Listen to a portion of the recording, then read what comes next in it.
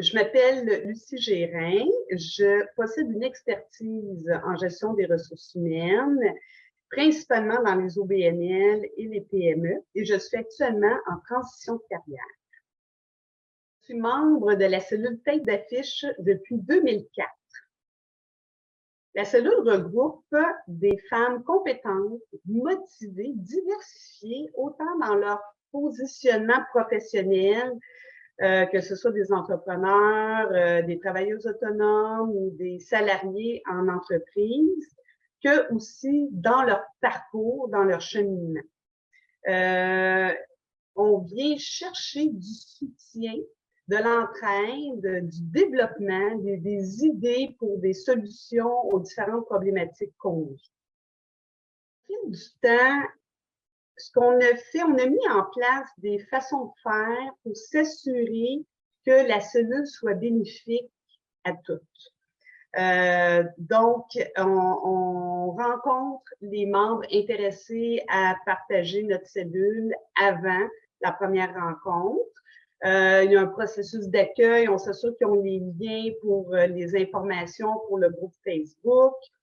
On s'assure aussi que tout soit impliqué dans la cellule avec différentes responsabilités. Donc, ce n'est pas seulement la leader et les co-leaders qui ont des responsabilités. Les réunions aussi ont des thèmes qui sont choisis à l'avance et il y a 2 responsables pour chaque réunion. Je l'ai dit, on a un leader, mais nous, on vise à avoir toujours 2 co-leaders.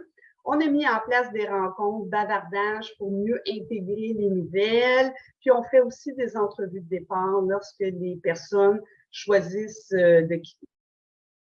Nos soirées se déroulent principalement en 3 sections. Aussi, il faut souligner que maintenant, on a choisi d'en faire une partie en virtuel et une partie en présentiel. Et c'est beaucoup relié à la température.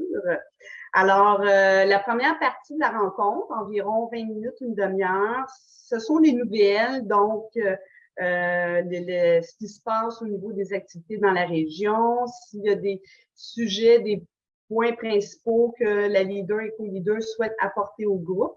S'il y a des questions aussi de la part des membres du groupe, on a un point variant. Donc, c'est la première partie. La deuxième partie, généralement, c'est la conférence, qu'elle soit donnée par une des membres de la cellule ou par une personne extérieure. Donc, en général, on planifie environ 1 heure, 1 heure et demie pour cette deuxième partie-là. Nous avons une pause santé et par la suite, la dernière heure, c'est le tour de table. Donc, selon le nombre de membres présents, on va séparer équitablement le temps parmi les membres présents. Et c'est quand on dit faire le tour de table, dans le fond, c'est de prendre le pouls. Où est-ce qu'on en est rendu chacune envers nos objectifs, envers différentes situations qui peuvent se présenter au cours du mois. Et tout ça se fait évidemment dans un climat de respect, de bienveillance. La cellule m'apporte depuis 2004, c'est autant du soutien et de l'entraide professionnelle, grandement. Pas dans le sens qu'ils vont nécessairement m'aider au niveau technique en ressources humaines, mais de prendre un pas de recul, une fois par mois, d'avoir une rencontre avec des personnes qui ont des parcours diversifiés, qui occupent une position professionnelle diversifiée autre qu'en ressources humaines.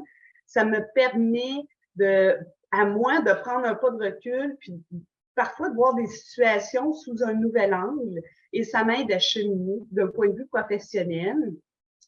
Puis comme on peut pas non plus séparer une personne entre le professionnel et le personnel, la cellule peut parfois aussi aider une personne qui vit des difficultés personnelles.